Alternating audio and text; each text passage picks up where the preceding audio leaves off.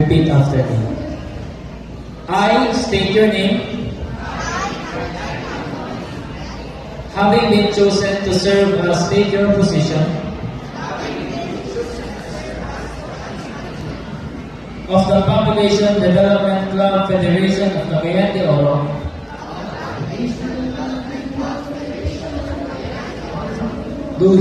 do hereby solemnly swear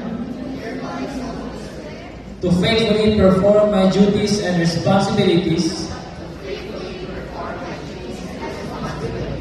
with honesty, integrity, and commitment. I pledge to uphold the mission and vision of the Population Club Federation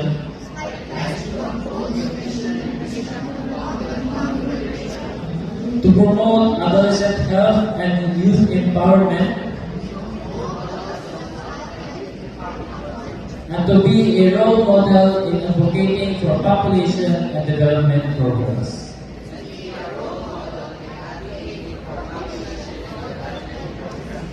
I will work in unity with my fellow officers and members,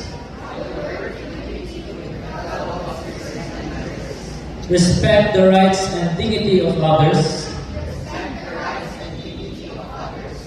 and uphold the values of discipline, leadership, service, and social responsibility.